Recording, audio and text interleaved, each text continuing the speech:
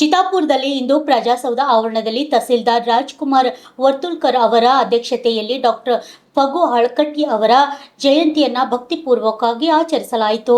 Grade 2 ತಹಸೀಲ್ದಾರಾದ Rajkumar ವರ್ತುಲ್ಕರ್ ಅವರು doctor Phagu Halakatti ಅವರ ಕನ್ನಡ ನಾಡು ನುಡಿ ಸಾಹಿತ್ಯ ಹಾಗೂ ಸಾಂಸ್ಕೃತಿಕ ಉಳಿವು ಬೆಳವಣಿಗೆಗೆ ಅಮೋಘ ಕೊಡುಗೆ ನೀಡಿದ ಮಹನೀಯರು. ಅವರ ಆದರ್ಶಗಳು ಇಂದಿನ ಪೀಳಿಗೆಗೆ ಸದಾ ಪ್ರೇರಣೆಯಾಗಿವೆ.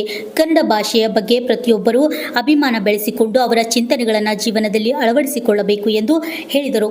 ಕಾರ್ಯಕ್ರಮದಲ್ಲಿ ಕಚೇರಿಯ ಶಿರಸ್ತೆದಾರರಾದ ಅಶ್ವಥ್ ನಾರಾಯಣ್ ಹಾಗೂ ಸುನೀಲ್ ಯನ್ಗುಂಟಿಕರ್, ಕಾರ್ಮಿಕ ನಿರೀಕ್ಷಕರಾದ ವಿಕ್ರಮ್ ಬಡ್ಗೇರ್, ಅಧಿಕಾರಿಗಳಾದ ರಾಜಶೇಖರ್ ಸಾಳುಂಕೆ, ಉಪನೋಂದಣಿ ಅಧಿಕಾರಿಗಳ ಕಚೇರಿಯ ಸತೀಶ್, ಸರ್ವೆ ಇಲಾಖೆ ಅಧಿಕಾರಿಗಳು ಹಾಗೂ ವಿವಿಧ ಇಲಾಖೆಗಳ ಸಿಬ್ಬಂದಿಗಳು ಭಾಗವಹಿಸಿದರು. ಡಾಕ್ಟರ್ ಫಗು ಹಳಕಟ್ಟಿಯವರ ಭಾವಚಿತ್ರಕ್ಕೆ ಪುಷ್ಪಾರ್ಚನೆ ಸಲ್ಲಿಸಿ ಗೌರವ ನಮನ ಸಲ್ಲಿಸಿದರು.